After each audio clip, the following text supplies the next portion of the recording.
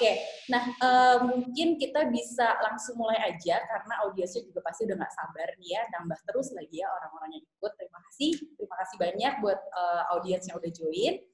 Oke, saya serahkan waktunya mungkin ke Pak Andri dulu ya untuk memperkenalkan diri, kemudian bisa lewat di-share slide-nya. Thank you banget nih buat Jojonomics untuk udah ngajakin kolaborasi seperti ini. Tambah lagi kayaknya menurut saya topiknya cukup hot dan semoga saya bisa memberikan ini ya insight-insight yang bermanfaat lah buat kita semua gitu. Karena banyak sekali pertanyaan-pertanyaan dari berbagai pihak, terutama pihak-pihak dari para pengusaha, kita-kita nih misalkan yang lagi kerja juga, dan juga kalau dari asetku gitu ya, karena saya di asetku itu dari para lender, para borrower tuh kita harus ngapain sih, yang terjadi di sana tuh apa gitu. Nah jadi pas Jojonomics bawa tema ini menurut saya oke banget gitu. Jadi thank you banget udah raise up tema ini, thank you banget for the collaboration, dan semoga I can share a little bit of my insights dan bermanfaat buat kita semua. So basically before I start, aku mau coba share some slides here. Let me know if it's working ya. So is it working? Iya, kelihatan Pak. Okay, cool. So basically kita coba santai aja, cuman basically yang mau saya coba sampaikan adalah gimana sih sebenarnya secara umum keadaan yang ada di Indonesia gitu ya. Karena situasi seperti sekarang. Before that, tadi Mbak Gaby minta kenal dulu tadi ya. So, salam kenal untuk semuanya, para pemirsa, penonton. Nyebutnya apa ya? Pemirsa, penonton, pendengar, peserta? Webinar kali ya. Kalau Jojo webinar, oke. Apa ya, oke. Pokoknya thank you banget for staying tune di sini. Perkenalkan, nama saya Andri Syatoladan. Education saya itu dari University of Indonesia. Graduate-nya, lalu saya berkesempatan untuk menyelesaikan studi di Prancis dan di United States, di University Lille sama New York University. Dan experience saya cukup beragam, mulai dari engineering consultant hingga financial institutions. Pernah cicipin lah gitu. Di antaranya ada Ode Pari di Paris, dan juga ada Adimis PKS Indonesia, Standard Chartered Bank, dan sekarang saya membangun asetku bersama teman-teman. Kurang lebih kayak gitulah background-nya saya. Nah, sebelum lanjut, kayaknya aku mau sedikit ngasih tahu background dari secara pribadi dan juga dari sisi company. Jadi, di sini aku mewakili asetku. Asetku tuh apa sih? Sebenarnya peer-to-peer lending. Asetku tuh peer-to-peer lending platform di Indonesia.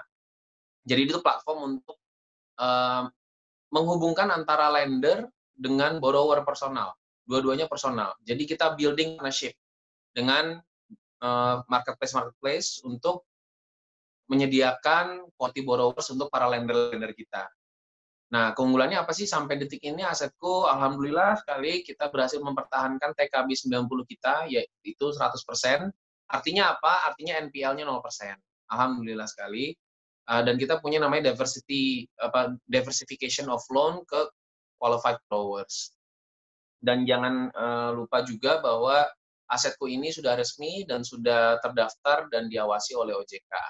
Gitu. Jadi itu kurang lebih lah ya background-nya, sudut pandang yang akan mendasari materi yang akan coba saya bawakan di sini gitu untuk teman-teman yang ada, para pemirsa yang akan stay tune selama beberapa waktu ke depan. So, asetku sendiri, ya bisa dibilang our numbers itu sampai detik ini kita berhasil untuk disburse sekitar 12 triliun. Total borrower itu sekitar 3 juta, dan total lender itu sekitar 32.000. Ini data menurut sejak 6 Juni ya, sampai 6 Juni. Dan kita di aplikasi, please banget aplikasi tolong di-download, bagi yang belum download, coba-coba aja di situ, perfectly free, aplikasi khusus untuk lender-lender yang ingin melakukan pendanaan dan mungkin bisa meringankan cash flow-nya. Nah, ini bisa berguna juga. Ini part of the material yang aku coba connect-kan antara asetku dengan yang sekarang kita sedang alami. Nah, apa sih sebenarnya? Nah, ini nih jeroannya nih yang pengen saya coba bawakan. Jadi saya ingin coba memberikan industry insights. Ada 3 bagian yang saya coba berikan, di mana kita semua di sini sekarang lagi ngalamin hal baru sebenarnya. Hal baru apa sih? Ya sama-sama di pandemik dan kita akan menghadapi yang namanya new normal. Bukan akan, mungkin sedang kali ya sekarang. Nah, jadi ada 3 hal yang pengen saya sampaikan. Pertama, apa sih yang bisa kita pelajari dari China? Karena mereka yang duluan. Mereka ngalamin ini dari Desember. And it seems that they can overcome gitu, apa yang mereka alami pandemik ini. Dan Indonesia terus terang sampai detik ini itu termasuk negara yang cukup masih berkelanjutan ya, situasi pandemiknya. Jadi kita harus berdamai dan harus melakukan new normal. So, saya akan coba memberi informasi mengenai what are the similarities between us dengan China. Nah, lalu saya pengen coba gambarkan mengenai how are Indonesian shopping sih sebenarnya. Jadi orang Indonesia tuh kayak apa sih selama pandemik ini perilakunya gitu ya. Orang Indonesia tuh sebenarnya panic buying apa enggak? Nah, lalu orang Indonesia tuh perasaannya gimana? How are Indonesian feelings? Berkaitan dengan pandemik ini tentunya. Karena contoh ya kayak di United States itu orang banyak yang protesting, banyak yang panic buying ketika beberapa bulan yang lalu, 2 bulan yang lalu, tisu toilet habis di mana-mana. Nah, apakah Indonesia seperti itu? Nah, nanti akan saya coba jabarin. Kenapa ini semua berkaitan dengan apa yang harus kita lakukan selama new normal ini? Karena inilah yang mempengaruhi nanti bagi para pelaku usaha, bagi para pekerja, dan lain sebagainya, untuk bisa mengambil sikap. How are we going to do our new normal? Jadi selama pandemik gitu ya, jadi China consumers tuh banyak trying new things sebenarnya. Dari mulai online consultation, online education courses, telecommunication software, pay online for entertainment, online banking, indoor fitness equipment, social e-commerce. Jadi kalau dilihat dari the new things that people try in China, actually mirip-mirip dengan kita. Jadinya everything is leaning more to online services. Dan ini bisa menjadi insight untuk para pelaku usaha untuk bisa mendiversifikasi usahanya yang kaitan dengan online facilitation. After the pandemic di China, itu ada huge potential of rebound sebenarnya. Tapi ada sebagian behavior yang akan stay. Contoh, mereka akan still buying mask. Mereka akan wearing mask into a daily habit, sama pay more attention untuk health and safety lah ya, and hygiene. Nah, jadi ada memang produk-produk dan kebiasaan-kebiasaan yang memang akan stay dikarenakan pandemik ini. Contohnya nih ya, spending itu akan increase di food and beverage, di nutrition, ada fitness group classes, ada yang online, ada yang private gitu ya. Jadi classes-classes yang public itu akan berkurang, tapi lebih ke mengcluster nanti. Nah, disinilah saya rasa kayaknya para pengusaha-pengusaha yang berhubungan sama trading, consumer goods gitu ya, itu bisa memilih produk-produk yang sebenarnya bisa lebih laku. Nah, lesson-nya apa sih from China? Yang pertama, we need to pay attention untuk mengetahui changes of consumer mindset. Gitu. Jadi consumer behavior sama lifestyle itu harus kita terus pantengin, terutama kita-kita yang pengusaha gitu. Kayak di asetku gitu, kita selalu memantengin yang namanya lifestyle, consumption behavior, terus kita memforecasting kira-kira cash flow qualities dari setiap orang-orang, termasuk lender-lender kita. Nah, dan kita mengaccelerate yang namanya digital transformation dan bring digital initiative into the real business gitu. Asetku memang beruntung karena asetku kita itu DNA-nya digital. Jadi kita tinggal menambahkan features-features untuk melayani kebiasaan-kebiasaan yang akhirnya muncul karena adanya pandemik ini. Lalu kita perlu melakukan strengthening brand on digital platform dan embrace social e-commerce. Nah, ini social e-commerce itu untuk apa? Untuk meningkatkan yang namanya omni-channel. Omni-channel termasuk digital channel, masuk dari, modern trade, semuanya itu harus dilakukan. Karena tanpa adanya itu, maka akan sulit melakukan traditional trading. Dan yang terakhir itu harus proactively adopt new digital commerce tools. Digital commerce tools ada banyak sekali sebenarnya.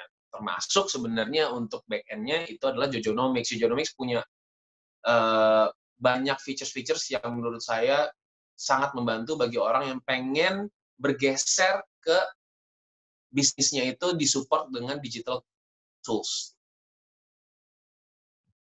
Nah, di sini bisa kelihatan how are Indonesian shopping. Kita konsentrasi di lingkaran-lingkaran ini dulu deh.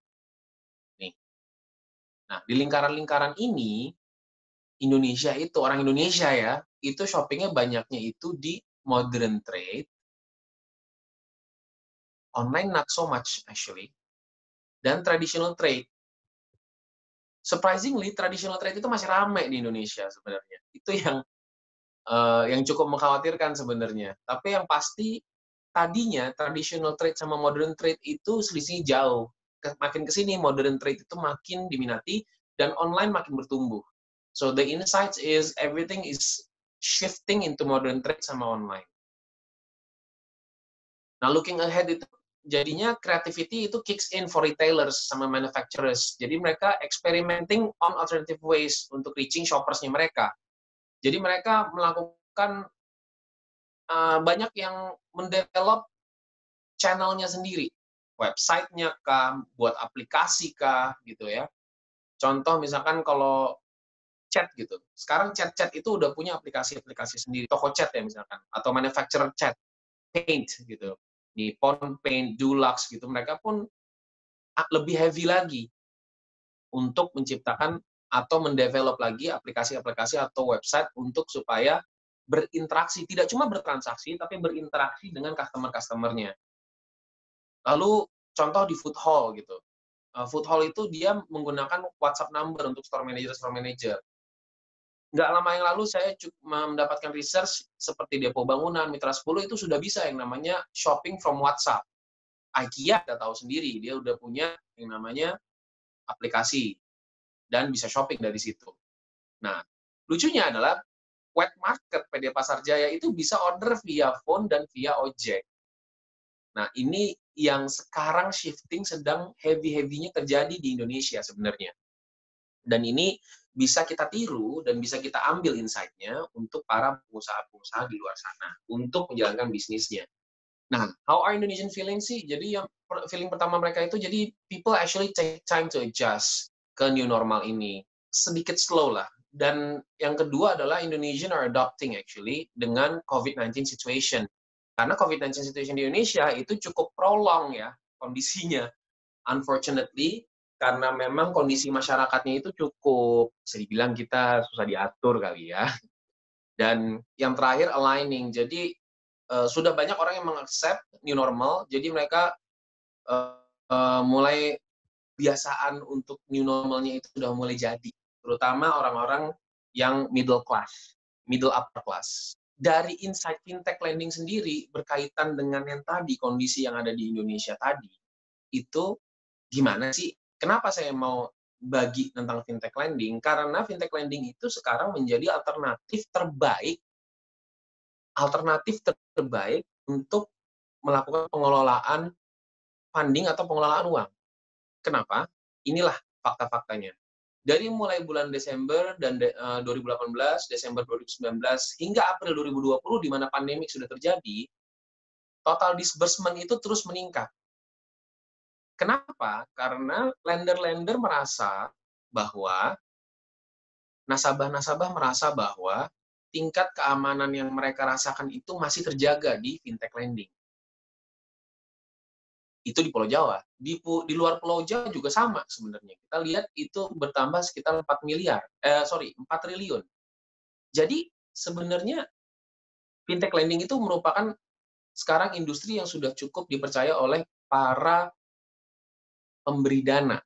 Dan ini saya informasikan kepada teman-teman yang ada di sini untuk mendapatkan informasi bahwa ini sudah bisa menjadi alternatif yang baik untuk pengelolaan dana, terutama untuk yang short term di bawah 1 tahun. Nah, TKB 90, tadi saya bilang ada TKB 90 ya. TKB 90 itu sendiri sebenarnya adalah tingkat keberhasilan pengembalian kepada lender selama 90 hari. Kenapa 90 hari sih? Karena di fintech kita ngitungnya itu 90 hari keterlambatannya, nggak lebih dari itu. TKB 90, fintech itu masih di atas 95%, biarpun mengalami penurunan sebanyak 1%. Kurang lebih 1,3% itu penurunannya karena pandemik ini. Jadi TKB itu cukup konstan biarpun menurun sedikit dikarenakan pandemik ini, dan diestimasikan menuju akhir tahun itu akan konstan atau naik kembali menjadi sekitar angka 96-90. Sekarang how to adapt sih? Tadi udah dibilang ya, udah saya kasih tahu mengenai yang China tuh seperti apa, Indonesia seperti apa secara umum, lalu industri tempat asetku bergerak itu seperti apa keadaannya. Nah, how to adapt adalah pertama, who we are dulu deh, gitu ya. Who we are. If we are someone yang masih bekerja dan cash flow-nya cukup tight, I suggest you do a lot of savings and you diversify the funding ke beberapa instrumen investasi dan instrumen pendanaan seperti fintech, peer-to-peer lending, dan investasi lainnya. Lalu, jagalah spending-spending ke arah yang tadi, ke tren-tren yang saya bilang tadi, karena itu mendukung kebiasaan new normal. Yang ketiga adalah sekarang bagi para pengusaha yang memiliki usaha mungkin UMKM atau mungkin yang udah besar sekalipun, saya usul untuk melakukan pendanaan-pendanaan atau investasi di beberapa instrumen investasi jangka pendek. Untuk kali ini saya benar-benar merekomendasikan coba dipelajari untuk teman-teman semua, saya rekomendasikan untuk mempelajari dunia fintech peer-to-peer lending. Karena di luar sana banyak platform-platform yang banyak sekali, bagus sekali untuk para lender dan menjaga tingkat TKB 90-nya mendekati 100%, bahkan 100% seperti asetku, itu akan bagus sekali untuk meningkatkan kualitas cash flow harian. Karena banyak pemain fintech peer-to-peer lending, penyelenggara fintech peer-to-peer lending itu, yang memberikan produk-produknya itu short tenor. Oleh karena itu, bisa dijadikan alternatif tambahan cash flow. Bagi pengusaha-pengusaha yang ingin menjalankan bisnisnya, terutama yang trading, yuk coba ditengok channel-channel online untuk menjaga akses atau channel atau menambah channel-channel berkomunikasi dengan para customer-customer. Sedikit banyak sih yang saya coba berikan kepada teman-teman semua. Selanjutnya saya mau share sedikit mengenai apa sih yang asetku lakukan, kok TKB 90-nya tetap 100%, kok asetku masih jalan di saat-saat seperti ini. Sebenarnya ada 3 main thing yang kita lakukan. Pertama, kita melakukan shift management. Shift management itu maksudnya apa? Jadi kita bikin rigorous scheduling untuk para karyawan untuk melakukan shifting masuk kerjanya. Jadi ada yang WFO, ada yang WFH, lalu bagaimana proses handover-nya dan lain sebagainya, itu kita melakukan shift management. Dalam hal ini, asetku dibantu oleh Jojonomics. Lalu yang kedua, itu Office Health Protocol. Kita menerapkan Office Health Protocol yang cukup ketat untuk menjaga tingkat risiko paparan COVID-19 di kantor. Dan kantor kita pun sudah kita bagi-bagi menjadi sections, di mana kita melakukan pengukuran kapasiti ruangan, sehingga jarak setiap interaksi karyawan-karyawan itu terjaga. Yang di Office Health Protocol itu pun kita menetapkan sebuah disciplinary action bagi orang-orang yang kurang disiplin dalam contoh misalnya memakai masker, memakai face shield, dan lain sebagainya. Nah, lalu in terms of the business itself, saya mau mengemphasize dari sisi risk modeling sama risk protokol. Jadi kita menerapkan risk model dan risk protokol yang sangat amat rigorous untuk menyambut kondisi industri keuangan karena COVID-19 ini.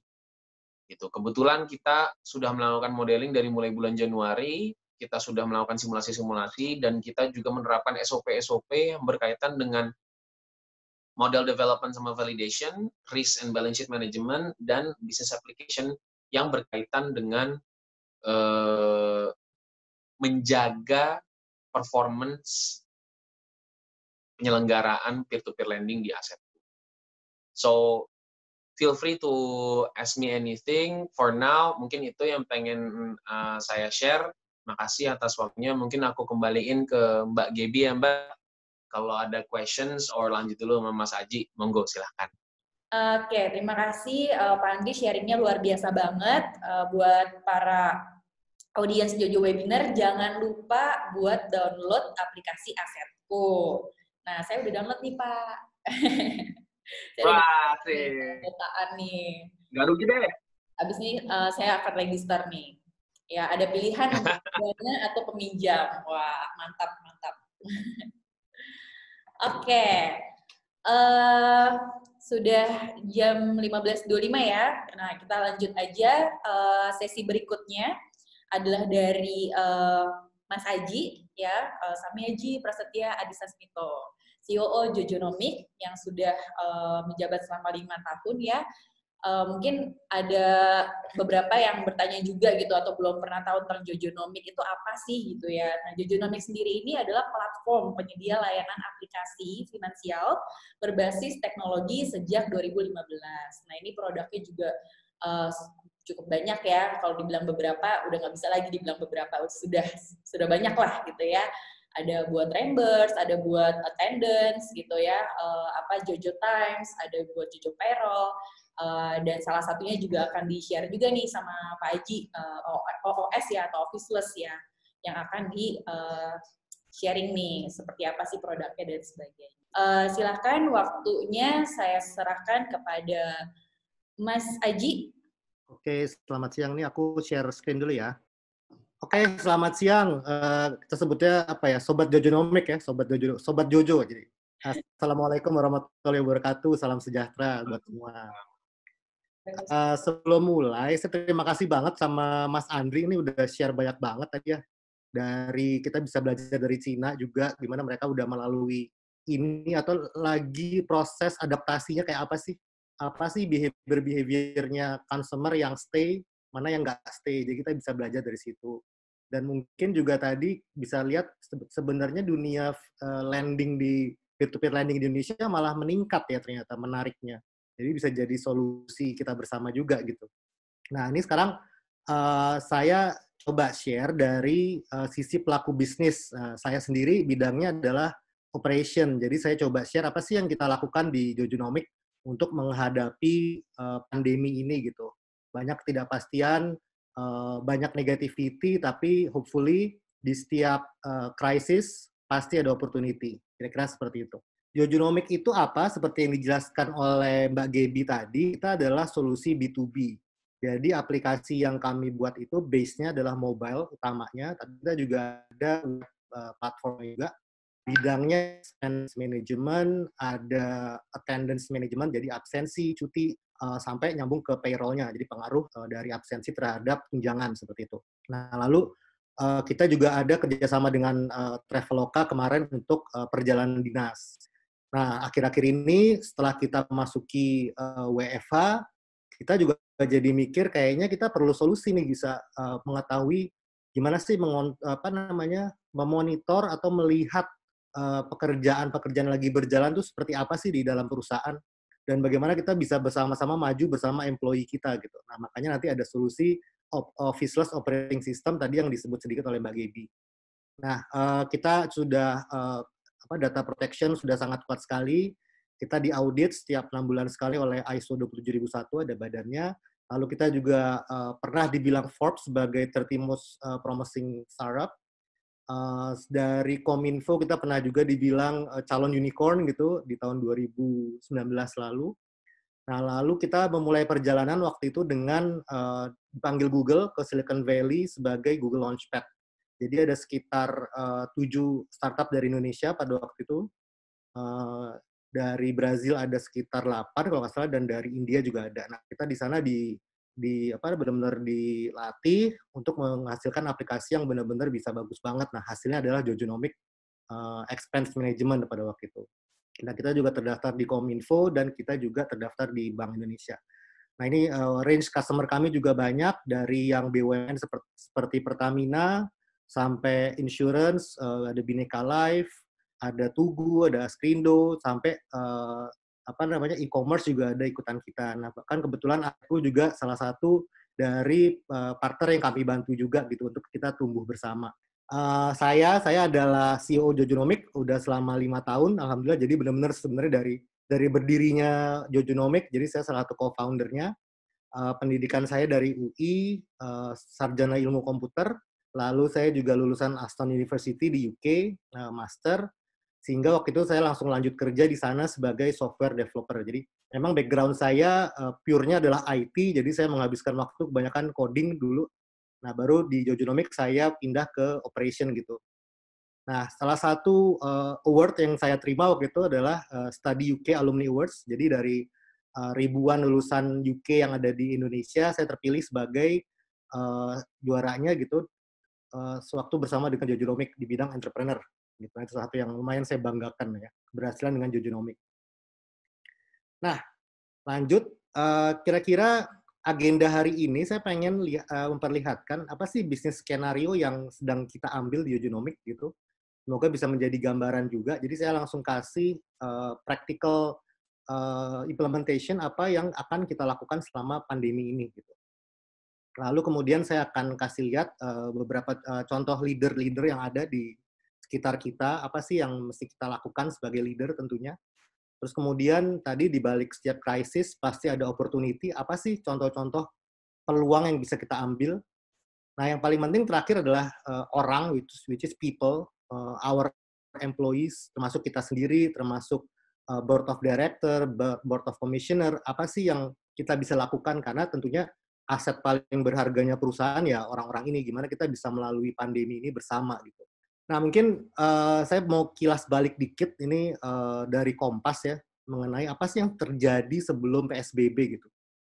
Jadi sebenarnya udah sampai April itu waktu PSBB baru mau mulai, itu sudah ada 1,5 juta karyawan mengalami PHK atau dirumahkan gitu. Jadi ini benar-benar berdampak terhadap kita semua sebagai business owner, dan juga sebagai employee kita juga bertanya-tanya nih, masa depan saya seperti apa, masa depan keluarga saya seperti apa gitu. Lalu di industri penerbangan tentunya karena banyak pembatasan, jadi lebih dari 12.000 penerbangan di 15 bandara sepanjang Januari Februari sudah dibatalkan. Nah, sekarang pas PSBB kemarin lebih parah lagi karena benar-benar di-stop kan. Apalagi sekarang ini baru mau mulai lagi. Nah, kita lihat seperti apa. Sampai kemarin ada teman saya yang pramugari itu, dia termasuk yang di PHK di penerbangan, salah satu penerbangan kita. Dan dia sampai akhirnya mau buka toko ayam gitu, toko jualan ayam. Makanya jadi benar-benar berdampak terhadap kita semua gitu. Jadi pelayanan udara juga berkurang pendapatan sekitar 200 miliar. Nah, lalu yang lumayan mengejutkan adalah impor kita juga turun. Jadi artinya apa? Artinya bahan baku terhadap apa yang akan dibikin oleh produsen di Indonesia ini juga berkurang. Nah, ini akan sampai kapan? Terutama tadi juga kalau disebut China adalah salah satu komponen bahan baku utama kita juga gitu. Jadi impact-nya kalau ini dilanjutkan maka barang produksi kita pun pasti akan berkurang terus gitu. Nah, itu di Indonesia. Nah, ini kalau kita lihat di global ternyata juga sangat berimpact nih kalau dilihat di sebelah kiri atas. Jumlah unemployed people-nya itu nambah banget gitu. Benar-benar grafiknya naik ke atas di bulan Januari sampai ke Mei sekarang. Kemudian kita lihat di retail, itu juga berkurang sekali. Kalau kita lihat di China itu benar-benar turun sampai 15%, di US sampai 6%. Jadi ini benar-benar berdampak terhadap penjualan tentunya karena kan mall-mall tutup seperti kita tahu, dan sekarang juga mau masuk ke mall juga susah. Kita mesti cek suhu tubuh, mendaftarkan nama kita, nomor telepon, dan seterusnya gitu. Kemudian gimana dengan dunia service? Dunia service juga ternyata berdampak, turun banget sampai bulan Mei, dan di manufacturing juga berdampak. Jadi kalau kita lihat dari grafik ini, sebenarnya dunia ini sangat berdampak terhadap yang terjadi di corona ini gitu. Nah, sekarang pertanyaannya adalah apa yang kita akan lakukan gitu. Indonesia sudah berdampak, sekarang dunia berdampak juga. Nah, apa yang akan kita lakukan? Tentunya kita sebagai leader di company, kita mesti bikin beberapa skenario. Nah, skenario-nya ada 3, terutama ada best case, terus ada base case, sama worst case. Nah, tentunya yang ini adalah skenario standar kita setiap awal tahun ada pandemi ataupun nggak ada pandemi, pasti kita melakukan 3 hal ini. Nah, tapi yang perlu digarisbawahi adalah best case kita di pandemi ini adalah base-nya atau base case kita di normal. Jadi skenario terbaik kita selama pandemi adalah skenario dasar kita kalau bisnis go as usual di masa normal gitu. Jadi kalau kita lihat katanya Jack Ma bilang tujuan dari bisnis di tahun ini adalah untuk bertahan. Nah, bertahan aja adalah sebuah prestasi buat Jack Ma. Jadi makanya tadi yang perlu dibarisbawahi selama membuat skenario ini mesti dibuat secepat mungkin sekarang juga kalau bisa gitu ya di quarter ini adalah 3 ini gitu. Di mana best-nya, terbaiknya adalah kita business as usual. Jadi tidak ada lagi kita menargetkan, kalau dari sudut pandang kami di Jojonomic, tidak ada lagi kami menargetkan peningkatan revenue dibanding tahun lalu gitu. Yang paling penting adalah kita bertahan dan sebisa mungkin meningkat gitu. Sebisa mungkin. Nah, dasar-dasarnya apa gitu untuk membuat 3 skenario ini? Tentunya adalah key business metrics. Key business metrics ini ada banyak gitu, tapi saya akan coba tunjukkan 3 yang terutama yang kita mesti lihat untuk akhirnya kita membuat asumsi-asumsi yang menghasilkan ujung-ujungnya projection kita setahun ke depan seperti apa sampai 2021. Terutama sampai ya nggak tahu kapan vaksin akan ditemukan, tapi baca-baca artikel katanya 2021. Jadi kita mesti bikin asumsi ini sampai 2021. Nah, ada 3 dasar key business metrics yang kita lihat di internal Jojonomic. Pertama adalah pertumbuhan revenue atau pendapatan. Nah, ini kita bisa year on year, bisa quarter to quarter gitu. Yang penting kita bisa memprediksikan dalam 3 skenario tadi, bisnis kita itu akan bertumbuh seberapa banyak atau akan berkurang atau shrinking seberapa banyak, seberapa persentasenya. Gitu. Nah, ini akan menentukan langkah-langkah apa yang akan kita ambil ketika kita masuk ke dalam skenario tersebut. Gitu. Nah, kemudian kedua adalah NPM atau Net Profit Margin. Nah, ini kita gunakan untuk mengukur profitabilitas dari bisnis kita kan. Tentunya net profit dibagi net sales dikali 100. Nah, gunanya apa? Gunanya kita tahu kegiatan bisnis kita, operasional kita yang menghasilkan expense yang akan kita keluarkan itu akan menghasilkan profit berapa sih buat kita? Apakah akan tetap tinggi? Apakah akan tetap struggling seperti sebelumnya? Atau memang kita sama aja gitu? Nah, ini yang kita perlu tahu nih net profit margin ini. Jadi seberapa banyak kita akan mengurangi kegiatan operasional bisnis kita atau seberapa banyak kita akan menambah untuk melihat peluang yang ada di luar sana gitu. Nah, yang paling penting yang mendasari adalah cash flow. Semua teman-teman saya, rekan saya di yang ngurusin ISHG gitu ya di BEJ itu semua bilang cash is king. Nah, ini yang paling penting adalah dengan kita mengetahui cash flow, kita juga ngukur utang jangka panjang kita, utang jangka pendek kita. Kita mesti tahu kalau kita punya hutang jangka pendek, ini kita akan bayarkah atau kita akan restrukturisasi kah atau seperti apa. Nah, itu makanya kenapa kita perlu tahu cash flow kita nih. Kita perlu tahu cash flow ke belakang sama skenario kita cash flow ke depan seperti apa. Jadi ada 3 hal ini yang mendasari jalan pikir kita untuk membuat skenario. Nah, praktisnya seperti apa sih? Simple aja sebenarnya. Jadi kita bikin benar-benar projection kita dari Januari sampai tahun depannya lagi gitu ya. Berdasarkan hal tadi, jadi cash flow, terus revenue growth, dan seterusnya. Jadi Jojonomic kita bikin ini, dan karena kita Jojonomic juga salah satu tipe startup yang mengandalkan juga salah dari investasi, nah makanya kita membuat ini juga untuk kita tunjukkan ke investor kita, apa sih tindakan yang akan kita lakukan ke depannya. Contoh misalnya kalau di Jojonomic, kita menjadi tahu runway atau nafasnya perusahaan itu sampai kapan. Gitu. Jadi kalau kita misalnya akan melakukan fundraising gitu di Jojonomic, itu sebaiknya kapan, berdasarkan appetite dari industri, juga berdasarkan kondisi perusahaan, dan juga terutama berdasarkan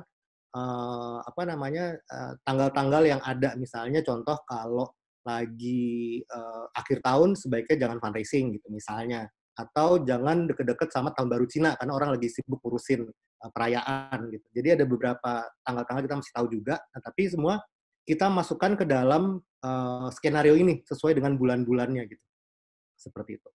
Jadi kalau di Jojonomic kita ada worst, lalu kita ada base, ini kalau berjalan as is gitu, kita jalani sekarang, sama yang paling terakhir adalah better. Jadi kalau di Jojo kita nggak punya base lagi, udah nggak punya apa, yang terbaik, yang punya adalah kalau lebih baik lagi gimana ya gitu.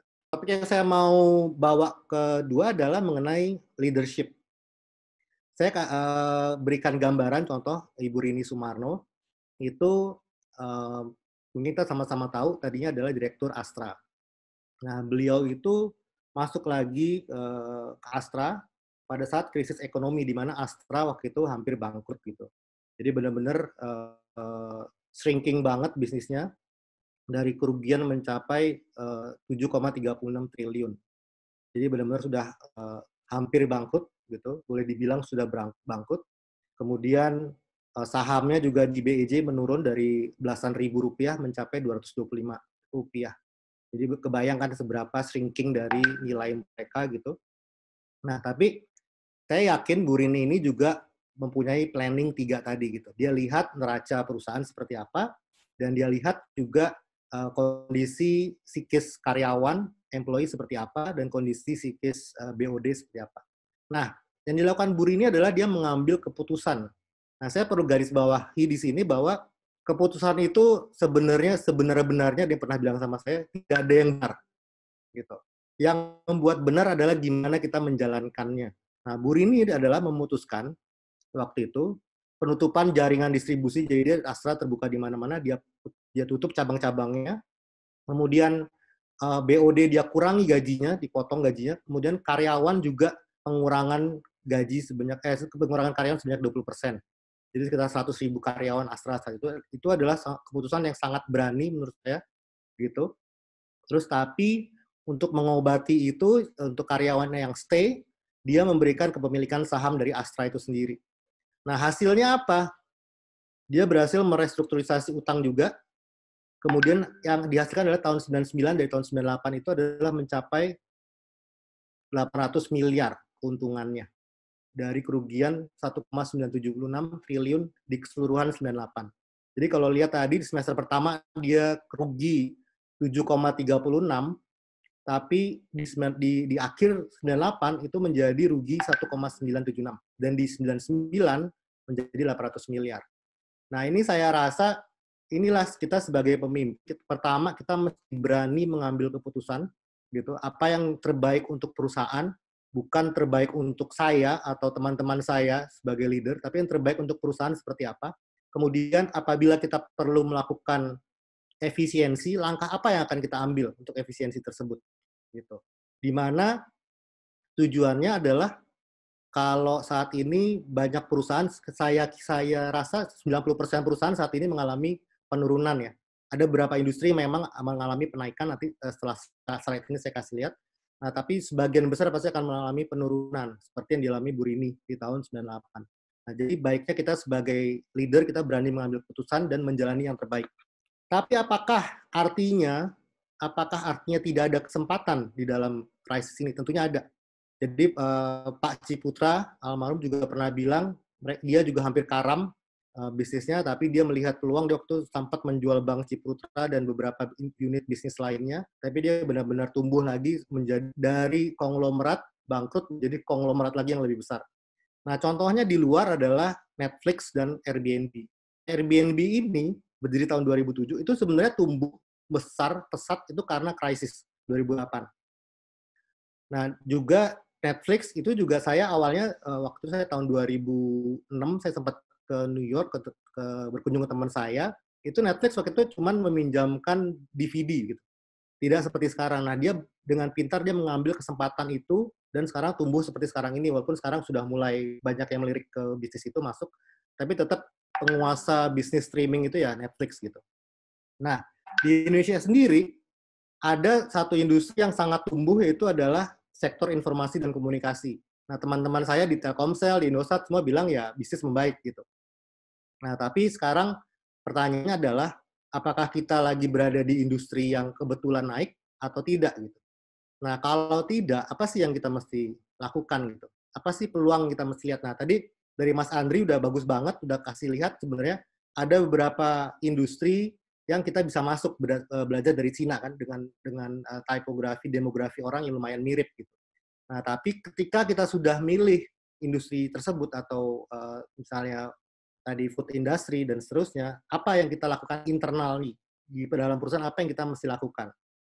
Nah, itu di sanalah kami berusaha masuk Geogenomic adalah dengan kita mengenal siapa sih orang-orang terbaik kita gitu.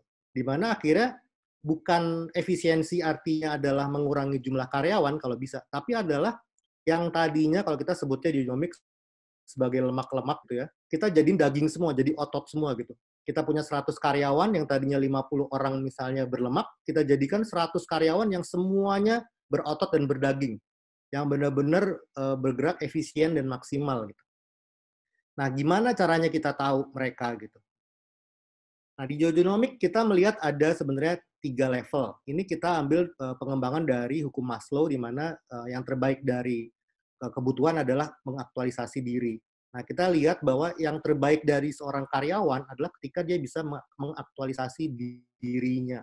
Dia bilang bahwa kesuksesan company adalah kesuksesan saya. Nah, ini yang dream-nya gitu. Mimpinya adalah menjadikan karyawan kita seperti itu. Artinya apa kalau dia sudah mencapai level 3 ini? Artinya dia sudah tidak lagi terbatas pada ruang dan waktu. Nah, saya sekarang, apalagi dengan adanya WFH ini, mungkin pada juga kerja bisa 24 jam gitu ya. Kadang-kadang jam 7 ada yang ngajak Zoom gitu ya, jam 8 ada yang ngajak lagi call, ada apa segala macam. Nah, makanya kalau kita menjadi level 3, itu semuanya tidak kerasa atau memberatkan kita gitu. Nah, ini yang kami berusaha cari di Geogenomic adalah orang-orang yang masuk ke level 3 ini. Di mana dia bukan hanya bekerja untuk menjalankan job description-nya, atau dia hanya bekerja berdasarkan supaya dapat gaji, atau dia hanya bekerja berdasarkan perintah, tapi dengan adanya level 3 ini, orang bekerja menjadi sangat kreatif, dia menjadi kontributif gitu. Seperti itu. Apalagi dengan ada COVID tadi, maka nggak ada lagi tadi batas ruang dan waktu. Nah, sekarang gimana caranya kita bisa tahu orang-orang kita siapa, bisnis kita seperti apa? Nah, di Geogenomic, kami awalnya bekerja menggunakan, waktu masuk pandemi ini, kita menggunakan Google Sheet gitu. Kita lihat, kita minta karyawan memasukkan pekerjaan mereka apa, segala macam. Dari sisi sales juga, pipeline sales kita masukkan di Google Sheet. Ternyata kami melihat kayaknya kita bisa bikin sistem yang lebih efektif deh, lebih bagus lagi. Nah, makanya awalnya kami datang dari dashboard ini. Gimana kita tahu company itu reaching target atau enggak, sesuai dengan skenario yang kita buat. Kedua, kita tahu kalau kita bekerja berdasarkan pipeline, misalnya bisa project, bisa sales, bisa CRM, kita bisa tahu progresnya itu sampai mana sih, gitu, dengan si dashboard yang tengah ini. Nah, most importantly adalah kita bisa tahu apakah setiap individu di company itu performing 100% atau tidak. Benar-benar apakah mereka benar-benar mengerjakan pekerjaannya, apakah mereka benar-benar kontribusi, apakah mereka juga creatively menambahkan ide ke dalam company. Nah, itulah kenapa kami bikin 3 dashboard ini yang bisa diakses oleh pihak business owner gitu. Nah, ini contohnya, jadi kita bisa tahu real time performance monitoring, kita bisa time tracking dari siapa pekerjaan kita, bisa misalnya sales kita di lapangan, atau kalau di Geogenomic kita punya developer di rumah lagi bekerja, mereka lagi mengerjakan project apa gitu, dan seterusnya. Nah, ini yang paling penting juga adalah kita di sebelah kanan ini kita bisa melihat pipeline kita dari mobile. Jadi dimanapun kita berada gitu, dimana kita sekarang pasti lagi gerasak-gerusuk nih ya, kita mencari peluang bisnis gitu ya. Nah, penting banget kita bisa lihat pipeline kita di company seperti apa. Nah, ini contohnya kalau diakses lewat web juga adalah kita bisa lihat dengan jelas sales pipeline kita seperti apa. Jadi walaupun di Geogenomic ini kita juga menyediakan beberapa aplikasi seperti yang Mas Andri tadi gunakan di Asetku mengenai shifting management. Jadi pengaturan shift karyawan, kita juga pengen lebih dalam lagi adalah kita sebutnya officeless operating system. Di mana kita punya sistem beroperasi perusahaan yang officeless, kita nggak perlu kantor, kita nggak perlu ngumpul di suatu tempat, tapi kita bisa memantau setiap kejadian yang terjadi dan kita bisa push atau pull atau tindakan apapun yang kita butuhkan terhadap individu manapun gitu. Nah, ini contohnya kita punya di Geogenomic terapkan board ini, stage-stage ini sebagai sales pipeline. Jadi awal kita punya qualified lead, kemudian prospect, quotation, agreement, sampai dimenangkan atau pembayaran. Nah, di sini bisa terlihat bahwa jumlah rupiahnya dari qualified lead kita berapa, prospek berapa, terus quotation berapa, dan seterusnya. Dan kita bisa lihat juga itu individu yang bertanggung jawab siapa terhadap leads tersebut gitu. Nah, ini penting banget sehingga kita tidak buta apa sih yang sedang terjadi kalau dalam hal ini di tim sales kita. Apa sih yang mereka sedang lakukan? Nah, kita mengalami pain point di zaman dulu adalah ketika tim sales kita cerita peluang yang mereka dapatkan atau hambatan yang mereka dapatkan, tapi kita nggak dapat gambaran jelas sebenarnya seperti apa sih di lapangan, apa yang terjadi sih. Nah, ini kalau misalnya diklik, ini salah satunya misalnya, itu nanti akan terlihat apa sih MOM-nya, minutes of meeting yang terjadi apa sih, siapa aja sih yang orang-orang yang mereka ajak meeting, background-nya seperti apa sih yang mereka ajak meeting, seperti itu. Jadi benar-benar lengkap, kita sebagai business owner atau sebagai manajemen, kita bisa lihat performa dan kegiatan aktivitas dari individu kita, individu karyawan kita. Nah, tentunya kita juga pernah tahu ada aplikasi yang benar-benar memonitor daily aktivitas di laptop. Nah, kita nggak mau sampai seperti itu. Kita pengen benar-benar karyawan itu mengaktualisasi dirinya mereka. Nah, makanya kami buatkan si pipeline ini. Jadi mereka yang punya pilihan untuk memasukkan, mereka yang punya pilihan untuk memperlihatkan prestasi mereka di perusahaan. Seperti itu. Nah, jadi Officeless itu apa sih? Kita pengen meyakinkan 3 hal. Kita tuh lagi on track nomor 1. Company goal, company target yang kita buat tadi, di 3 skenario tadi, kita pengen tahu kita lagi ada di mana. Kita on track di skenario yang mana. Terus kemudian kedua adalah kita tahu exactly apa yang sedang terjadi di perusahaan. Terutama dalam keadaan WFH gini, kita nggak bisa tatap muka sering-sering, ataupun kalau sudah masuk ke kantor, kebijakannya adalah 50% yang boleh masuk. Jadi tetap masih ada gray area atau unknown area yang kita nggak bisa tap in kalau kita nggak punya aplikasi sejenis Officeless operating system ini. Terus kemudian yang paling penting juga adalah kita nggak kaget. Apa sih yang sedang terjadi kalau akan ada hal-hal yang berjalan tidak mulus gitu. Apa sih yang akan terjadi? Kita langsung dapat notifikasi dari sistem apabila misalnya revenue tidak mencapai sekian persen atau ada karyawan yang ternyata tidak ter-attach ke pekerjaan apapun. Seperti itu. Jadi kita bisa tahu resource kita tuh lagi bolong di mana gitu. Jadi sesuai dengan nomor 4. Nah, yang paling penting nomor 5 adalah kita bersama dengan orang-orang terbaik kita. Seperti saya bilang tadi, kita bersama dengan orang-orang yang memang berotot, berdaging, kita bergerak bersama, kita tumbuh bersama. Jadi pilihannya, kalau buat saya di Jojonomic dan teman-teman di Jojonomic adalah pandemi ini membuat kita semua menjadi keker, membuat perusahaan menjadi lebih kuat, kita punya opportunity di depan mata, di mana uncertainty ini membuat yang di atas bisa jadi bawah, yang di bawah menjadi atas, sebaliknya.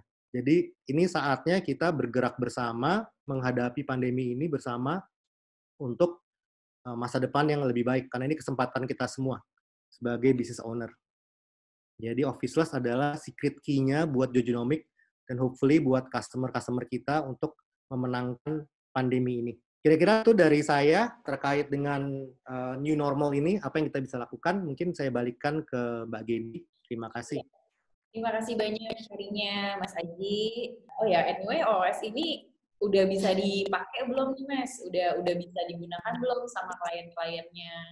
Iya, sudah banget, sudah. Jadi contoh tadi pagi kita baru, karena saya operation, jadi saya baru meeting sama Bank Mandiri, jadi Bank Mandiri juga akan pakai. Jadi sebenarnya ini sudah bisa banget dipakai. Kita bahkan menggunakan OS ini untuk sistem antrian di cabang. Jadi kalau di Bank Mandiri itu cabangnya ingin lebih baik karena mereka banyak dikomplain sama Satpol PP gitu kan dengan keadaan pandemi ini. Jadi benar-benar ini kesempatan sebenarnya kita pakai aplikasi digital di luar sana, termasuk Jojonomic, untuk mengimprove bisnis kita gitu. Oke, mantap banget ya produknya ini. Tagline-nya berarti passionate, company success is my success, gitu ya Mas Aji? Yes. Langsung aja kali ya untuk masuk ke sesi pertanyaan. Ya, kita mulai dari paling atas dulu nih, secara berurutan. Mas Andri, halo. Yup. Masih ready ya? Ya. Kayak ujian nih kayaknya. Mas Andri nih, dari Robin Carlos. Saya bacakan ya, Mas Andri pertanyaannya. Silakan. saya salah satu peminjam di aplikasi Asetku. Saya mohon izin bertanya, gimana ada menanggapi masalah beberapa konsumen peminjam yang tidak mampu membayar pinjaman di aplikasi Asetku. Apakah ada kebijakan yang Asetku lakukan? Mohon tanggapannya. Terima kasih. Nama saya Robin. Silakan, Mas Andri.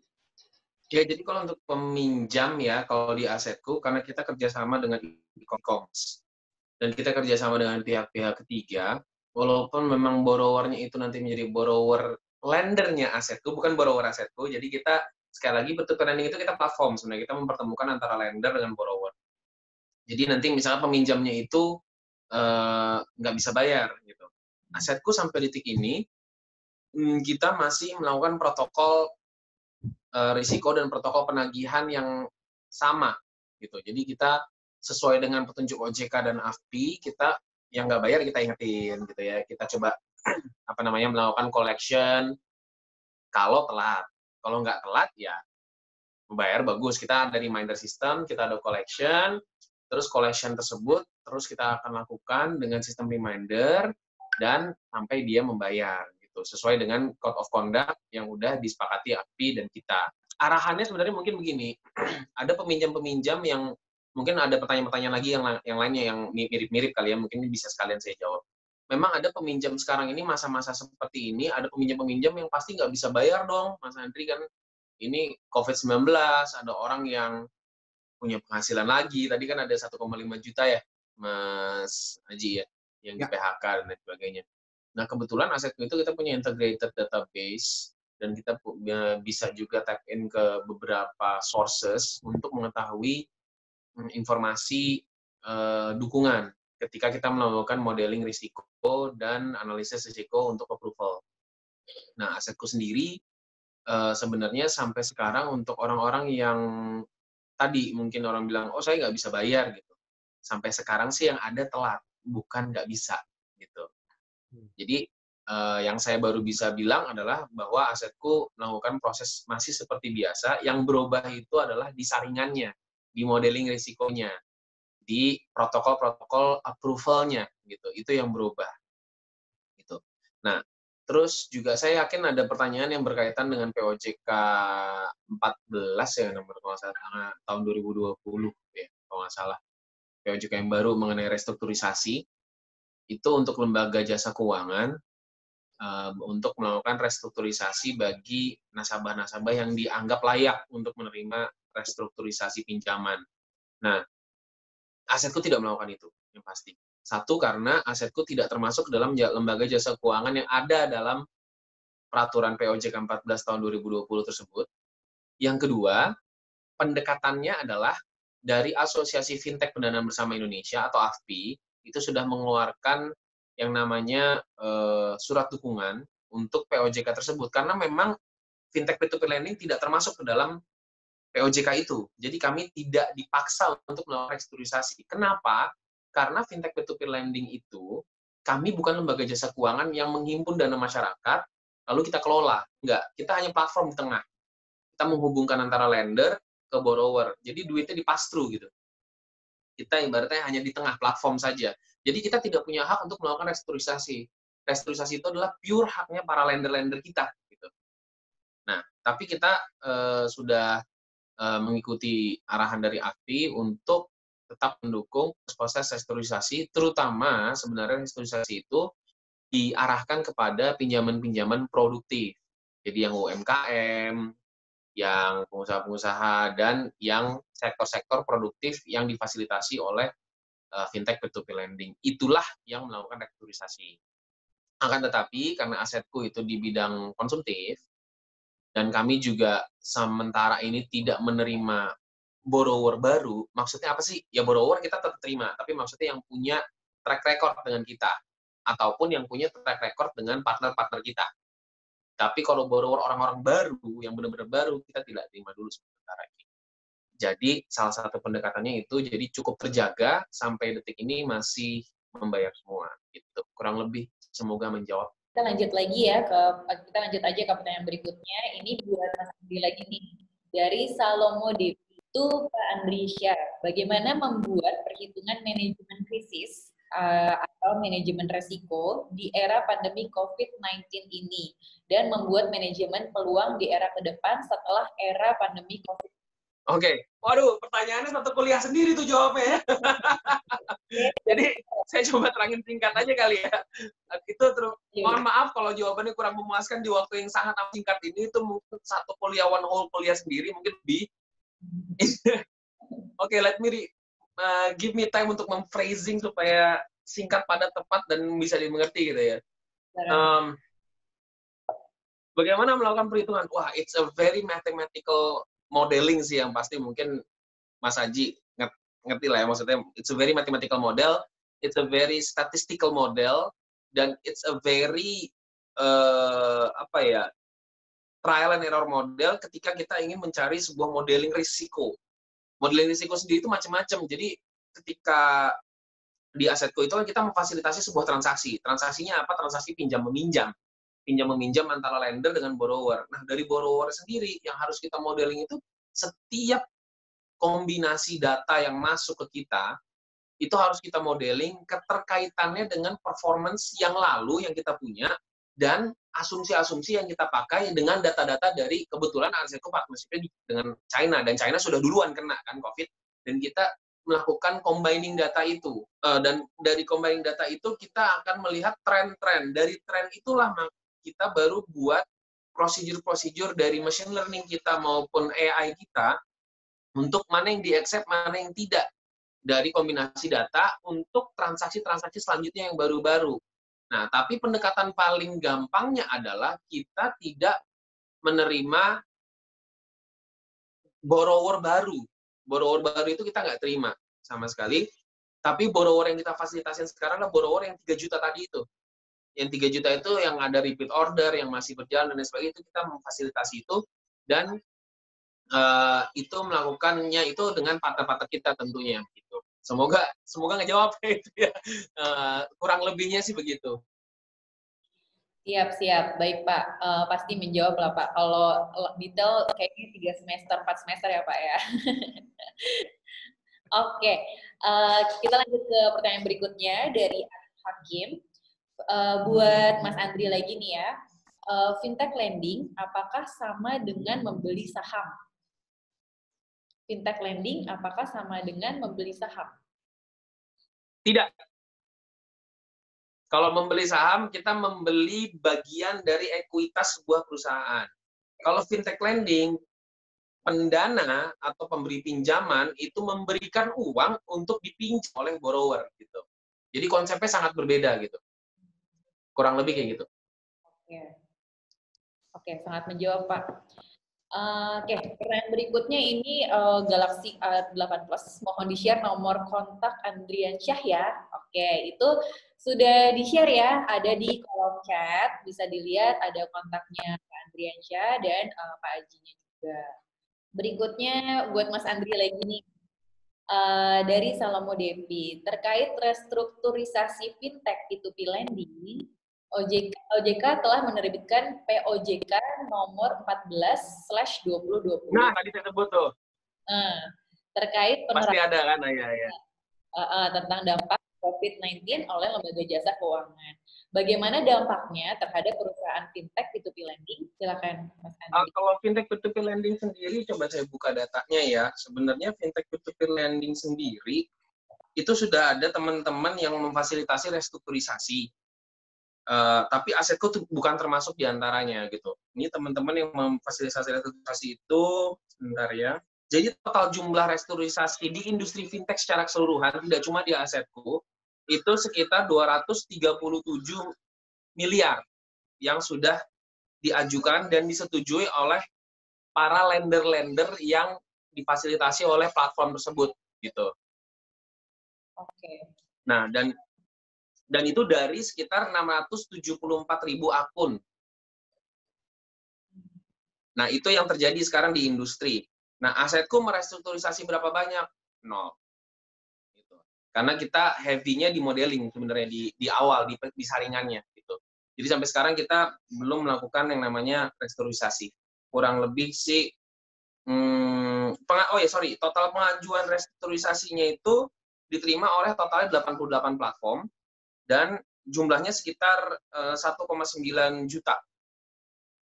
Tapi yang di-approve itu sekitar 674 akun karena banyak orang yang aji mumpung sebenarnya. Dia masih mampu bayar, industrinya tidak terafek COVID, bahkan mungkin naik, tapi tetap minta restrukturisasi gitu. Jadi itu kurang lebih sekitar 34% lah yang baru di-approve, dan sisanya sekitar 7.000 transaksi atau akun itu sedang dalam proses pengajuan dan sedang dalam proses mediasi antara platform dengan lender. Kurang lebih kayak gitu, semoga menjawab. Tapi ingat bahwa POJK 14 tahun 2020 sebenarnya tidak menuju ke platform fintech peer-to-peer lending karena fintech peer-to-peer lending tidak termasuk ke dalam jenis-jenis lembaga jasa keuangan yang diatur di POJK 14 2020. Ini adalah bentuk dukungan aja dari kami di industri fintech peer-to-peer lending untuk mendukung peraturan tersebut, biarpun kami tidak termasuk yang harus mengikuti peraturan tersebut. Terima kasih Pak. Untuk pertanyaan berikutnya ya, langkah menguntungkan yang bisa kita lakukan dalam investasi di situasi ini apa aja ya? Oke, saya ulang ya. Langkah menguntungkan yang bisa kita lakukan dalam investasi di situasi ini itu apa aja ya? Mungkin pertama, langkah menguntungkan mungkin harus sering-sering lihat informasi mengenai kondisi ekonomi secara makro dan mikro. Yang kedua, kalau mau memilih instrumen investasi, lihatlah dari dampak industri dulu. Jadi kan banyak kok, tinggal googling aja. Dampak industri secara umum itu keluar semua laporan-laporannya, jadi kita harus lebih sering membaca sebenarnya. Dari situlah kita bisa tahu sebenarnya industri mana yang sebenarnya hidup dan bahkan thriving ya di masa-masa pandemik ini. Ya, investlah di industri itu. Invest itu belum tentu membeli saham untuk perusahaan yang bergerak di bidang itu ya. Bisa jadi contoh misalkan industri tadi fintech peer-to-peer lending, ya bukan beli sahamnya perusahaan fintech peer-to-peer lending, tapi masukkanlah dana Anda melalui fintech peer-to-peer lending untuk menjadi pendana atau pemberi pinjaman, itu salah satunya. Atau kalau mau beli saham, belilah saham-saham perusahaan-perusahaan yang naik gitu value-nya karena kondisi pandemi seperti ini. Telecommunication, telco tuh naik loh. Terus yang digital tuh naik loh. Kalau Jojonomics itu buka IPO pasti naik tuh pasti. Nah, jadi yang berbau-bau digital lah kurang lebih seperti itu. Dan yang terakhir, tolong sediakan bumper atau sisa apa ya, unused funding-nya itu lebih banyak dari biasanya. Gitu. Jadi fund yang kita punya itu untuk daily cost itu dikurangi, dipilih benar-benar, karena toh kan sekarang kita aktivitas keluar kantor berkurang ya, biarpun sekarang sudah masa-masa new normal, saya yakin nggak mungkin full lah ke kantor. Entah jam kantornya yang dikurangi, atau hari kantor yang dikurangi, atau di shifting, atau whatever, I don't know, tergantung dari masing-masing kantornya. Yang kedua adalah dari sisi makanan juga orang nggak berani banyak-banyak jajan sekarang kan.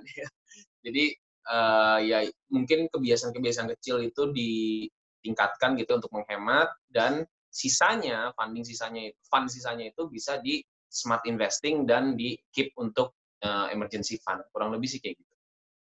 Oke, terima kasih Pak Andri. Nah mungkin dari Pak Aji sendiri dengan pertanyaan yang sama Pak, ada tambahan mungkin Pak? Kalau dari saya persis banget seperti dengan Mas Andri bilang, bahwa kita lihat industri dan perusahaan. Nah, paling gampang sebenarnya kalau kita nyari googling kan random banget ya gitu ya. Nah, paling gampang sebenarnya kita masuk ke website-website investasi. Di sana tuh banyak trial-trial juga, contoh misalnya ke Stockbit gitu ya. Nah, itu kita bisa langsung melakukan fundamental analysis, kita bisa langsung lihat tuh revenue growth-nya berapa sih, terus NPM-nya berapa sih, gitu-gitu ya, net profit margin-nya berapa, dan segala macam. Rasio-rasio juga semua kelihatan di situ. Tuh. Jadi benar-benar kita bisa cari, kan kalau di Stockbit itu isinya perusahaan-perusahaan TBK tuh yang udah publish ya, listed. Nah, jadi kita tinggal cari industri mana sih di Indonesia nih yang lagi naik berdasarkan data-data dari Stockbit tadi contohnya. Sebenarnya masih banyak lagi website sejenis. Jadi itu sih yang saya sarankan, benar-benar lihat angka-angkanya, benar-benar jeli dan bukan berdasarkan menurut si A begini, menurut si B begitu. Jadi benar-benar kita lihat data-datanya. Oke, terima kasih. Nah, ini pertanyaan berikutnya sebetulnya agak mirip ya dengan pertanyaan sebelumnya. Dari Hasan Sadikun, dengan kondisi seperti saat ini yang semua menurun, investasi apa yang terbaik dari yang terburuk? Investasi apa yang terbaik dari yang terburuk? Nah, mungkin dari Mas Andri dulu gitu bisa menjawab, kemudian ditambahkan dengan Mas Aji. Mungkin jawabannya sama persis sih seperti yang tadi, karena investasi apa yang terbaik menjadi dari yang terburuk, I don't really agree gitu ya, bahwa semuanya buruk gitu. Karena efek dari COVID ini tuh ada yang meningkatkan nilai perusahaan juga sebenarnya. Ada beberapa jenis industri yang sudah naik, so actually it's best of the best juga bisa gitu, bukan best from the worst. Dan saya tetap sama sih seperti tadi, do a little bit of research, nggak usah banyak-banyak gitu ya. Kita mungkin lebih getol aja untuk baca-baca mengenai kondisi industri, kondisi fundamental. Kalau kondisi fundamental tadi Mas Haji udah sharing, bisa dari Stockbit, bisa dari macam-macam lah kita bacanya. Dan intinya sih kita mau baca aja sih. Dan dari situlah baru kita bisa nempatin uang kita mau ditaruh di mana. Itu satu. Yang kedua, sebenarnya investasi apa yang terbaik sebenarnya tergantung tujuan investasinya. Ada beberapa orang tujuan investasi itu untuk jangka panjang sebenarnya ya. Ada juga yang untuk jangka pendek untuk meningkatkan cash flow. Nah, tergantung setiap orang beda-beda. Nah, dilihat dari kebermanfaatan investasi itulah, maka pilihan asumsi terbaiknya itu pasti beda-beda. Mungkin itu ya aku. Dari saya sebenarnya sih keadaan seperti ini kalau kita ngomong investasi itu juga sebenarnya sama dengan keadaan normal gitu kan, tergantung dari tadi kata Mas Andri, appetite kita tuh mau main jangka panjang apa main jangka pendek gitu. Dan sama-sama dalam keadaan normal pun kita harus lihat data. Nah, tapi mungkin kalau sekarang lihat datanya mesti lebih jeli lagi, benar-benar lihat mana sih yang berkembang, mana sih yang akan main jangka panjangnya bagus, mana yang jangka pendeknya bagus gitu. Jadi benar-benar kalau kita lihat cuma di pasar, misalnya contoh ya, sekarang nih banyak properti harganya turun gitu. Pertanyaannya, apakah saat yang tepat untuk membeli properti? Kita lihat juga kan, oh, cash flow saya gimana kalau saya beli properti gitu. Jadi memang benar-benar ya lihat kita itu orang tipe yang seperti apa sih untuk investasi ini. Pertanyaan berikutnya, mungkin ini lebih untuk ke Mas Andri ya. Can you share us about how to do balance sheet management at Asetku, especially during this pandemic? Thank you. Ini kayaknya yang nanya nggak bisa bahasa Indonesia mungkin kali ya. Saya jawab bahasa Inggris kali nggak apa ya.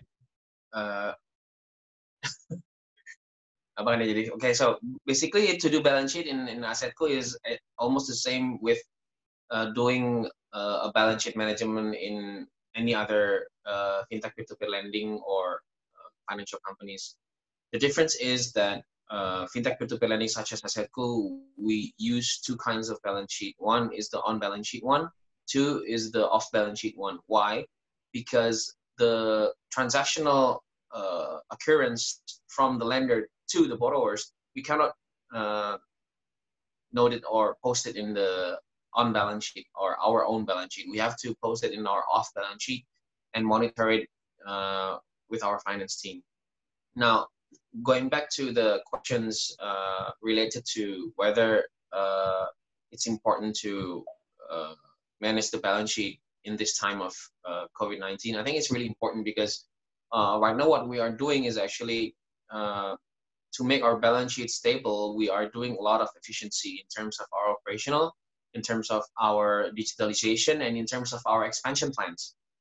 And also we are cooperating with the association to ask for relaxation from OJK regarding events and socialization. So therefore, efficiencies definitely is one of the strategy that we are doing. Two is the expansion strategy that we are doing is also affecting our balance sheet. So basically, it's more of a minimizing the cost game and also trying to prepare and gearing up for the long game after the early stages of the pandemic, because based on our research, this pandemic, the effect is not going to be finished in the next 6 months. It's gonna last for 1 or 2 years. So we need to gearing up our features, team, applications, website, and everything to really embrace the new normal condition that will affect the behavior of our lenders and our borrowers. So that's how are we doing the approach of managing our balance sheet in general, basically. Oke, thank you Pak Andri. Kalau dilihat dari partisipannya sih nggak ada nama yang kebule-bulean sih sebetulnya Pak. Indonesia Aduh, jadi gak enak. tapi, pasti terjawab juga ya untuk yang nanya. Tanya Pak Haji, apakah Jojonomic ketelusurannya ada wewenangnya di bawah pemerintah, BUMN atau swasta? Dan jaminan seperti apa nanti yang diterima oleh pengguna atau pemakai tol tersebut? Pengguna atau pemakai tools tersebut, serta peluang dan ancaman seperti apa dalam bisnis ini semasa pandemi COVID. Oke. Pak Dasrianto ya. Terima kasih Pak pertanyaannya. Jadi kalau kami, Jojonomic, sebenarnya kami pure dari pihak swasta gitu. Nah, cuman kebetulan memang kami berhasil mendapatkan customer di lembaga-lembaga pemerintahan maupun di BUMN. Nah, memang kami sangat appreciate bahwa pemerintah RI itu niat banget mau inovasi, sehingga software-software company gitu ya, seperti Jojonomic ini bisa masuk ke sana gitu. Nah, itulah makanya kami juga dapat beberapa dari pihak sana, beberapa customer dari bank plat merah misalnya, ataupun dari lembaga pemerintahan seperti BPPT, BKPM, dan seterusnya. Nah, kalau mengenai jaminan yang diterima oleh pengguna, kalau dari segi yang kami bisa kasih lihat dari segi sertifikasinya ya. Jadi kami tuh udah di ISO 27001, jadi dari segi keamanan data kami sangat aman sekali karena selalu diaudit di bidang itu. Lalu dari segi stabilnya sistem, kami juga selalu melakukan stress test dan pen test dalam sistem kami, jadi diharapkan selalu berjalan stabil sistemnya. Lalu kemudian kami juga menggunakan penyimpanan data kami di cloud. Jadi cloud provider kami juga sudah menyediakan tingkat keamanan tertentu gitu di level 4 setahu kami. Itu dari total 4 level, kami di level 4, jadi yang paling tingginya dari cloud provider. Kemudian untuk apa lagi ya? Untuk penyimpanan data kami juga sudah sesuai dengan standarisasi audit di 5 tahun gitu. Jadi kami juga punya satu tim customer experience namanya yang memastikan pengalaman pengguna itu smooth sekali di sistem kami gitu, yang akan beroperasi ya 24/7 lah istilahnya. Jadi kami juga punya itu yang siap dikontak kapan saja. Jadi untuk penjaminan kami banyak sekali pagar-pagarnya gitu untuk bisa menjaga, tapi tentunya untuk keberhasilan bersama ini perlu inisiatif seperti yang dilakukan pemerintah, yaitu untuk berinovasi. Jadi perlu juga untuk para user, para pengguna, dan para business owner untuk berniat melakukan inovasi tersebut. Seperti itu. Lalu kalau peluang dan ancaman, mungkin saya bahas dari ancaman dulu ya selama masa pandemi ini. Ancaman paling utama ya tentunya dari behavior kita yang berubah. Itu yang berasa banget dengan work from home tadi. Jadi yang tadinya kita bisa melihat dengan jelas performa karyawan, performa perusahaan seperti apa, itu kita sekarang jadi blur gitu. Terus kemudian yang tadinya prosesnya masih belum efisien, kita berusaha efisienkan dengan belum kerja di rumah, sekarang dengan kerja di rumah makin nggak jelas lagi gitu kan. Itu ancamannya kalau saya lihat. Terus kemudian juga untuk perusahaan-perusahaan yang jualannya sangat high touch, harus bertemu customer, saat-saat ini juga jadinya berkurang. Kayak gitu. Nah, makanya peluangnya apa? Nah, peluangnya adalah untuk berinvestasi dalam solusi digital. Apapun itu gitu. Di mana kita bisa lihat data, kita bisa melakukan kegiatan, semua real time terlihat. Nah, itu makanya tadi kami bergerak ke arah officeless operating system tadi. Itu yang kami lihat sangat dapat membantu kita semua keluar dari pandemi ini sehat walafiat gitu. Sebagai sebuah perusahaan. Kira-kira seperti itu selama masa pandemi. Oke, lanjut ke pertanyaan berikutnya. Ini untuk Mas Andri nih, asetku ya. Sore, saya ingin bertanya untuk asetku sendiri. Saya adalah pengguna baru asetku. Saya ingin bertanya mengenai asuransi kredit gagal bayar sendiri, itu apakah benar menjamin uang kita dan proses sendiri secara otomatis kita tidak akan mengalami gagal bayar, atau kita perlu mengajukan untuk asuransi tersebut dan dikenakan biaya untuk asuransi tersebut? Terima kasih. Oke, mungkin jawabannya adalah begini. Asuransi itu sudah termasuk dalam package investasi, nggak boleh ngomong investasi asetku, package pendanaan lah. Package pendanaan yang ditawarkan oleh produk-produk asetku.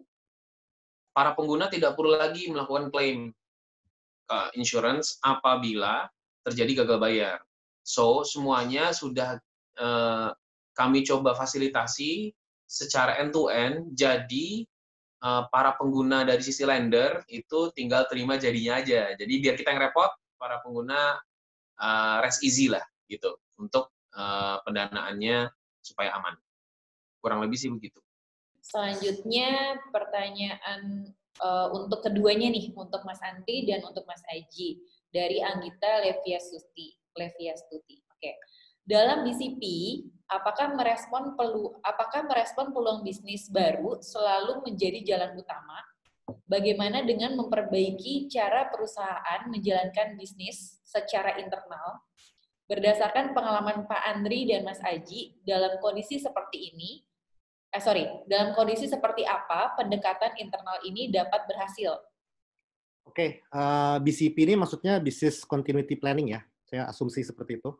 Jadi memang peluang bisnis baru atau menjalankan yang sudah ada. Nah, ini tentunya dilihat dari revenue kita sendiri, apakah memang sudah benar-benar berkurang sampai di bawah 25% misalnya, atau memang masih di atas 50%. Nah, jadi kalau dilihat teman-teman saya juga ada yang di awal-awal tiba-tiba langsung jualan masker, jualan hand sanitizer gitu. Dia langsung berubah, tadinya dia klinik dokter hewan, langsung jualannya sanitizer, jualannya. Jadi kan benar-benar peluang bisnis baru yang tidak berhubungan sama sekali. Nah, kalau menurut saya pribadi, sebaiknya tetap menjalankan proses bisnis yang bertahun-tahun sudah kita jalankan di dalam. Intinya tetap main operationnya tetap kita jalankan. Nah, tapi yang perlu kita lakukan adalah berinovasi. Kita lihat ada peluang apa di luar sana. Seperti tadi. Jadi seperti contohnya Jojonomic, kami tetap menjalankan bisnis software. Tapi sekarang kita lihat software seperti apa yang dibutuhkan oleh dunia gitu. Nah, makanya kami lihat, kami juga kalau Officeless itu memang sebenarnya dia adalah kombinasi dari software-software yang kami sudah bikin sebelumnya, seperti Jojo Times, Jojo Sales, Jojo Payroll, dan seterusnya. Itu kami gabungkan menjadi satu software Officeless Operating System. Jadi kalau dilihat dari contoh itu, sebenarnya kami benar-benar tidak mengubah atau mengganti proses bisnis seperti tadi, tiba-tiba jualan hand sanitizer gitu ya. Tapi kami mengkombinasikan dan secara jeli, secara jitu melihat ada peluang apa sih di pasaran yang kita bisa ambil, dan itu bisakah menjawab pain point yang secara internal kami juga punya. Jadi dengan melakukan produce Officeless tadi, kami juga menjawab isu internal pain point kami juga lihat isu pain point di luar sana, di mana orang bisa bekerja lebih efisien lagi dalam keadaan pandemi. Seperti itu. Jadi tetap mesti ada perbaikan dalam cara menjalankan bisnis menggunakan solusi digital. Itu sih kalau itu ajakan saya. Oke, jadi kalau dari asetku sendiri, gimana sih cara kita melakukan BCP? BCP di saya ada dua, soalnya business continuity sama business contingency plan. Saya bahas yang sama aja deh ya, business continuity plan. Intinya sih kita melakukan banyak iterasi dan research, live research lah ya. Kita jadi on a daily basis, kita punya tim untuk research live mengenai kesempatan-kesempatan penyesuaian-penyesuaian yang ada di industri, baik dari sisi regulasi maupun dari sisi kondisi market, dan kita mencoba untuk memfasilitasinya itu dengan DNA kita, which is DNA kita itu tadi mungkin mirip-mirip sama Jojonomics, mungkin Jojonomics itu lebih ke arah enterprise tools gitu ya, correct me if I'm wrong. Tapi kalau aset itu lebih ke arah memfasilitasi transaksi pinjam-meminjam secara umum dan giving value to lenders and borrowers di Indonesia. Nah, di situ kan ada experience transaksional yang perlu kita improve setiap kalinya, tapi how do we improve it? Itu sangat tergantung dari kondisi-kondisi yang kita research secara daily. Kita research secara daily kok. Dan reportnya itu kita on a weekly basis untuk melakukan dynamic approach untuk planning ke depannya, untuk pelengkapan development bisnis maupun aplikasi. Jadi itu yang kita lakukan. Oke, terima kasih Mas Andri. Melihat waktunya juga sudah sangat mepet ya, dan sepertinya tadi sebelumnya juga sudah disampaikan Mas Andri kalau sudah ada janjian jadwal meeting ya. di jam 16.30. Nggak apa-apa, nanti kita mau ucapkan sangat banyak terima kasih atas share-nya. Terima kasih banyak atas kesempatannya. Terima Ya, kasih. terima kasih Mas Andri. Ini masih banyak banget sebenarnya pertanyaan buat Mas Andri, tapi nanti bisa dilanjutkan. Ada yang ngajak kerja sama juga. Nah, Mas Andri. Ya, Welcome, boleh, kita terbuka kok, kita terbuka banget. iya, ini kita juga ada share kontaknya, jadi bisa nanti lebih lanjut ke Mas Andri langsung dengan Mas Aji juga, gitu. Nah, mungkin tuh pertanyaan terakhir yang akan kita bacakan untuk Jojonomic nih kebetulan. Gimana dengan Mas Andri? Apakah masih bisa stay atau duluan juga? Aku kayaknya harus pamit, mohon maaf yang sebesar-besarnya karena udah janji. Ya, But nevertheless, thank you very much untuk kesempatannya. For everyone that want to contact me, you can contact dari kontak yang udah di-share sama tim-tim Jojonomics, or you can contact me on LinkedIn and drop me a message. I'm very welcome to any connection and message. Thank you very much. Aku pamit dulu kok gitu ya. Terima kasih banyak kepada Mas Aji, Mbak Gaby, dan teman-teman semua yang udah hadir di sini. Terima kasih. terima kasih. Assalamualaikum. Waalaikumsalam. Kita tetap lanjut ya dengan satu pertanyaan terakhir nih buat Mas Aji sih pastinya karena Mas Andri belum ada. Oke. Pertanyaannya nih, apakah Jojonomic cocok digunakan untuk usaha dagang dan UMKM? Bagaimana cara kerjanya? Silakan Mas Aji. Ini pertanyaan terakhir ya Mas. Oke, terima kasih Gaby. Nah, jadi ini saya lihat ada dua pertanyaan yang mirip, yang UMKM dengan BPR di bawah mengenai harga. Nah, jadi cita-cita saya itu dari dulu adalah melihat UMKM atau usaha kecil menengah ke bawah ini untuk bisa menggunakan sistem sekuat Microsoft atau sekuat SAP dengan harganya UMKM seperti itu. Nah, saya dulu sempat kerja di Nestle, saya pernah bersinggungan dengan memakai sistem SAP, itu canggih banget, tapi at the same time mahal banget. Nah, itulah mengapa saya menjadi co-founder Jojonomic, karena saya pengen bikin sistem yang semua bisnis bisa pakai dan bisa bantu semua. Nah, gimana caranya? Nah, karena kita tuh langganan Jojonomic itu hanya per bulan per karyawan. Bayarnya hanya seperti itu strukturnya. Jadi hanya per karyawan per bulan. Bukan kita beli putus satu sistem besar seharga ratusan juta rupiah ataupun miliaran rupiah. Jadi benar-benar harganya hanya per karyawan per bulan seperti itu. Jadi apakah cocok? Nah, cocok tidaknya tentunya tergantung dari implementasinya nanti. Tapi sebagai contoh, kami ada customer kami pertama-tama tuh ada klinik vaksinasi. Waktu itu saya ingat banget tahun 2016. Mereka waktu itu hanya punya 5 karyawan. Jadi mereka salah satu dari customer UMKM kami yang pertama-tama.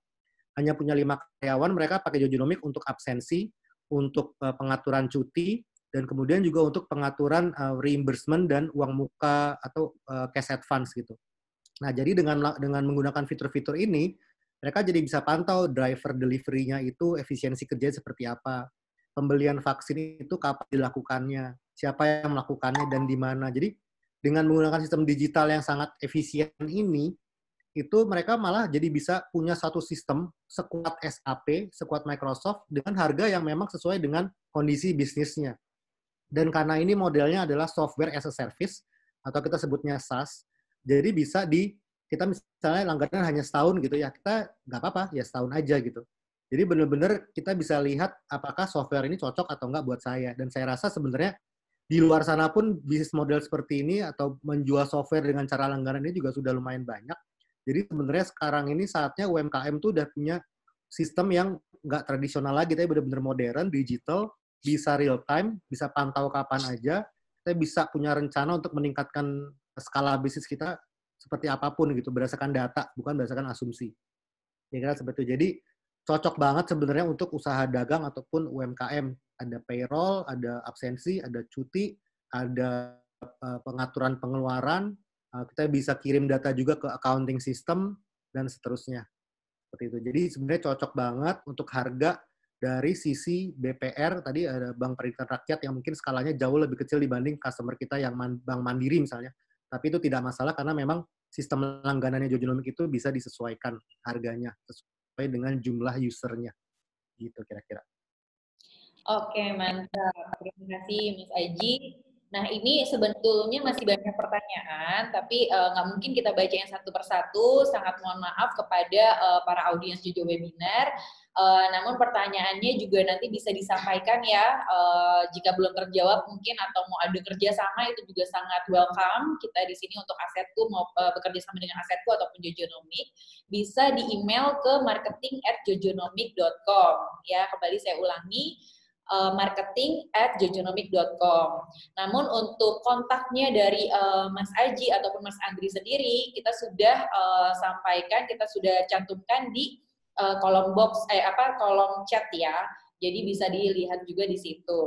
Oke, untuk audiens webinar yang mungkin baru gabung atau gabung di tengah tadi ya, nah, don't worry, ini kita save, kita record, dan kita akan upload di YouTube. Jadi nanti bisa dilihat juga di situ, ditonton lagi.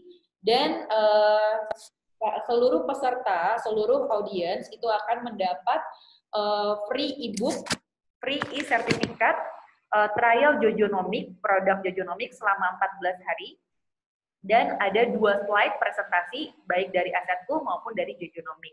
Nanti akan di-email ke email para audiens Jojo webinar masing-masing. 3-4 hari ke depan, bisa ditunggu. Oke, demikian webinar kali ini.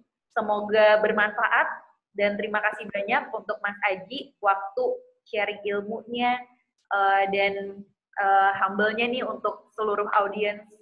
Mungkin ada yang mau disampaikan untuk terakhir, Mas, sebelum penutup? Mau terima kasih banget buat teman-teman panitia dari Jojonomic. Mantap banget webinarnya gitu, dengan berkualitas banget tadi. Sharing dari Mas Andri juga isinya daging semua gitu, benar-benar kita bisa langsung lihat industri itu lagi seperti apa saat ini, sangat berguna. Gitu. Terus kemudian buat teman-teman attendee, saya juga terima kasih banget udah mau dengerin sharing dari kami. Dan saya benar-benar berharap kita semua sehat terus ke depannya, dan sama-sama kita bisa tumbuh bersama di tengah pandemi ini gitu. Kita sama-sama majuin Indonesia bareng-bareng. Kira-kira itu dari saya. Terima kasih, sehat semua. Yes, terima kasih Mas Aji. Dari kami panitia maupun dari saya, Gaby, juga tidak ada tambahan lagi. Sekali lagi terima kasih untuk audiens Jojo Webinar. Sampai ketemu di sesi webinar berikutnya. Selamat sore, selamat melanjutkan hari ini. Terima kasih. Bye all.